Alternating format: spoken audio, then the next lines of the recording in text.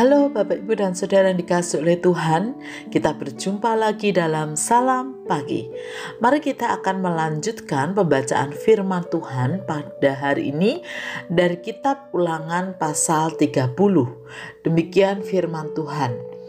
Maka apabila segala hal ini berlaku atasmu, yakni berkat dan kutuk yang telah kuperhadapkan kepadamu itu, dan engkau menjadi sadar dalam hatimu di tengah-tengah segala bangsa, kemana Tuhan Allahmu menghalau engkau, dan apabila engkau berbalik kepada Tuhan Allahmu dan mendengarkan suaranya sesuai dengan segala yang kuperintahkan kepadamu pada hari ini, baik engkau maupun anak-anakmu, dengan segenap hatimu dan dengan segenap jiwamu, maka Tuhan Allahmu akan memulihkan keadaanmu dan akan menyayangi engkau.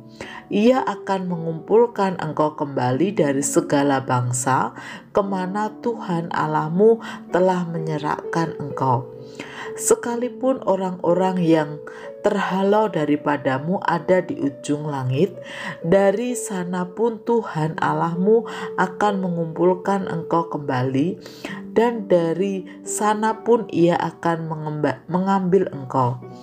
Tuhan Allahmu akan membawa engkau masuk ke negeri yang sudah dimiliki nenek moyangmu, dan engkau pun akan memilikinya pula. Ia akan berbuat baik kepadamu dan membuat engkau banyak melebihi negeri nenek moyangmu. Dan Tuhan Allahmu akan menyunat hatimu dan hati keturunanmu, sehingga engkau mengasihi Tuhan Allahmu dengan segenap hatimu dan dengan segenap jiwamu, supaya engkau hidup. Tuhan Allahmu akan menjatuhkan segala sumpah serapah itu kepada musuhmu dan pembencimu yang telah mengejar engkau. Engkau akan mendengarkan kembali suara Tuhan dan melakukan segala perintahnya yang kusampaikan kepadamu pada hari ini.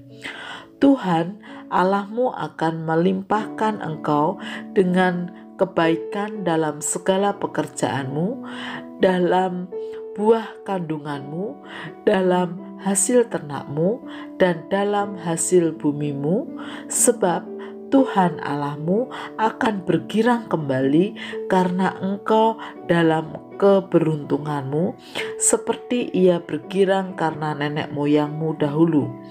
Apabila engkau mendengarkan suara Tuhan Allahmu dengan berpegang pada perintah dan ketetapannya yang tertulis dalam kitab Taurat ini, dan apabila engkau berbalik kepada Tuhan Allahmu dengan segenap hatimu dan dengan segenap jiwamu. Sebab perintah ini yang kusampaikan kepadamu pada hari ini tidaklah terlalu sukar bagimu dan tidak pula terlalu jauh. Tidak di langit tempatnya, sehingga engkau berkata, siapakah yang akan naik ke langit untuk mengambilnya bagi kita dan memperdengarkannya kepada kita, supaya kita melakukannya? Juga tidak di seberang laut tempatnya, sehingga engkau berkata, siapakah yang akan menyeberang ke seberang laut untuk mengambilnya bagi kita dan memperdengarkannya kepada kita, supaya kita melakukannya? Tetapi firman ini sangat dekat kepadamu, yakni dalam mulutmu dan di dalam hatimu, untuk dilakukan. Ingatlah, aku menghadapkan kepadamu pada hari ini kehidupan dan keberuntungan, kematian dan kecelakaan. Karena pada hari ini aku memerintahkan kepadamu untuk mengasihi Tuhan Allahmu dengan hidup menurut jalan yang ditunjukkannya dan berpegang pada perintah, ketetapan dan peraturannya, supaya kamu hidup dan bertambah banyak dan diberkati oleh Tuhan Allahmu di negeri kemana engkau masuk untuk mendudukinya. Tetapi jika hatimu berpaling dan engkau tidak mau mendengar, bahkan engkau mau disesatkan untuk sujud menyembah kepada Allah lain dan beribadah kepadanya, maka aku memberitahukan kepadamu pada hari ini bahwa pastilah kamu akan binasa. Tidak akan lanjut umurmu di tanah kemana engkau pergi, menyeberangi sungai Yordan untuk mendudukinya. Aku memanggil langit dan bumi menjadi saksi terhadap kamu pada hari ini.